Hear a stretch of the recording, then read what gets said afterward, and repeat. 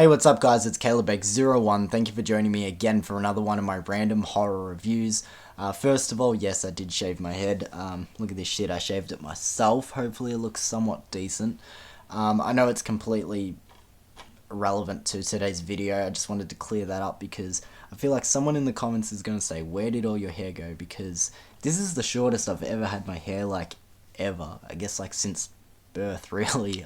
If you know me, I've always had so much hair, so this is completely different.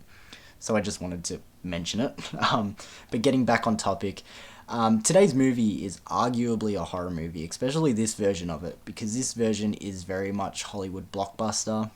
Big action set pieces, explosions, the typical grand third act that you would see in movies like this, especially movies of this time as well. So getting into the movie now is 1998's American version of Godzilla.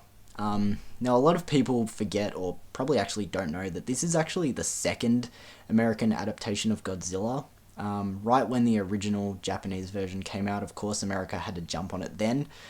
So a lot of people get this confused and actually think this was the first American adaptation, but technically the second. But this one's probably most well known for being a pretty garbage movie. Depends on who you ask. I wouldn't say that this was one I watched a lot as a child, but it did play a lot on like family movie night channels or whatever. And I vaguely remembered it. I've actually had it on my shelf for the longest time and just haven't really watched it since I got it, I don't think so. I was really interested in checking this one out again, but getting into the story, it's pretty typical. Some radioactive explosions and testing is going on, and it infects these lizard eggs. These lizards are now mutated, or this one lizard in particular is now mutated, turns into this Godzilla-like monster, because I say Godzilla-like because it's not our typical Godzilla design, but we'll get into that. And it starts moving towards New York City, where it plans on making a nest and laying its eggs, and now this group needs to get to these eggs before they hatch and also destroy Godzilla. So I'm going to leave the plot there. It's pretty, as I said, straightforward for these types of movies, and let's get into my thoughts of Godzilla from 1998. Now, getting right into it, one of the biggest problems in this movie is the same problem that sort of plagues a lot of the later Godzilla movies, and that is too much human drama compared to monster action. A lot of people, when they check into these movies, just want to see Godzilla flatten cities, fight other monsters, just wreak general havoc, but instead there is just way too much human drama. And yeah, it's sort of the same situation with this one, unfortunately. For a movie that has a little over a 2-hour runtime, there is just too much dialogue and relationship building. I just want to see Godzilla do something. There's so many points in this movie where I'm like, fuck, just show the giant lizard. That's what I want to see. There's no characters in this movie that I really cared for too much. Honestly, if any character in this movie died, I don't think I'd fucking blink an eyelid. But to be completely fair, I do somewhat like the cast in this movie, and what I would put that down to is like charm, because a lot of them are just familiar faces, and it's kind of cool to see them in a movie like this, and it just sort of makes me smile. Our lead is, I can't remember the actor's name, but he played Ferris Bueller. He probably gives the worst performance in this movie, maybe besides the lead actress, which is a shame because our two leads, as I'm saying, probably give the worst performances in this movie. But getting off topic, I see him come on screen and I go, oh, that's Ferris Bueller, and it just makes me smile. It adds to the charm. As a big fan of The Simpsons, I fucking love The Simpsons. Two of their voice actors are in this movie, obviously playing human characters.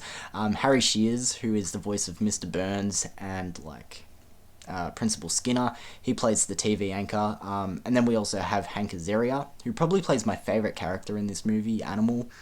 He's the voice of Mo the bartender and Police Chief Wiggum. Yeah, they were familiar faces as well that added to the charm in this movie. So at least the cast was somewhat likable, but as I said, if any of the characters died, I don't think I'd really care.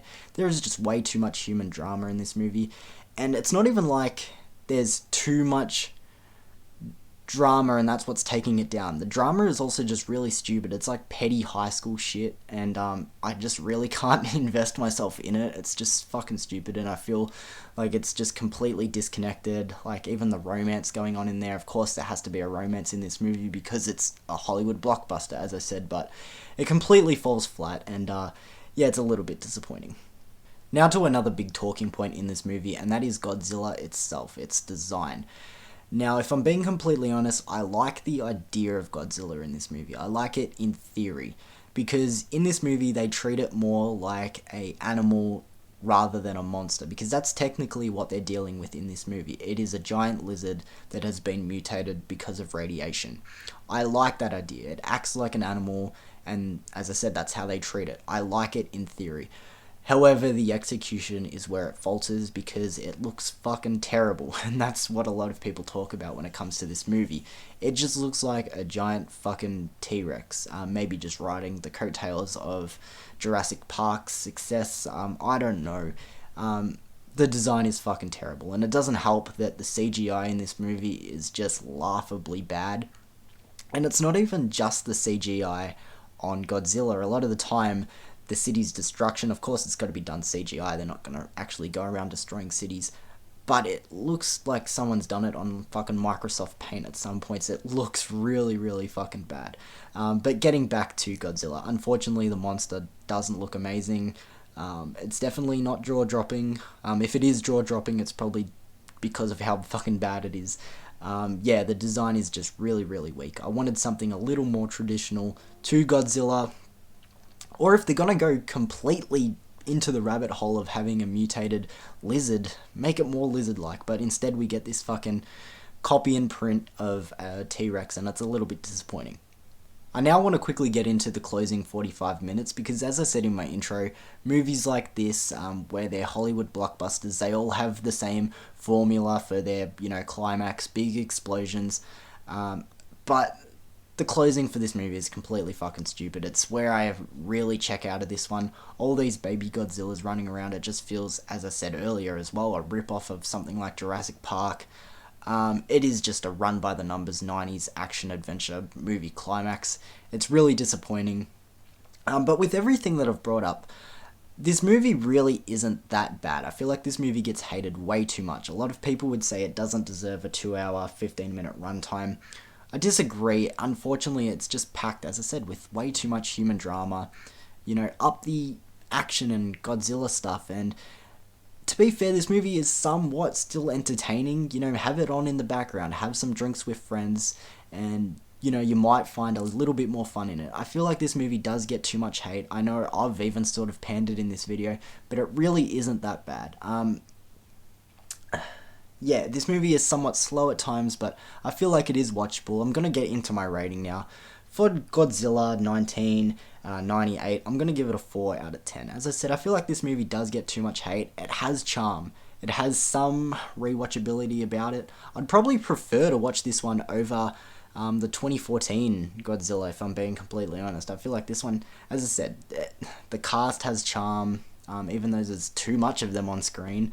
I don't know, there's some sort of likability to have with this one, so I'm going to leave my review of Godzilla there, and thank you for joining me again, guys, for another random horror review. I did take a little bit of a break between videos at this point, but my next video should be my newest collection update, so make sure you stick around for that, guys, and thank you for joining me again for another random horror review, and I'll hopefully see you guys for some more content soon. Peace.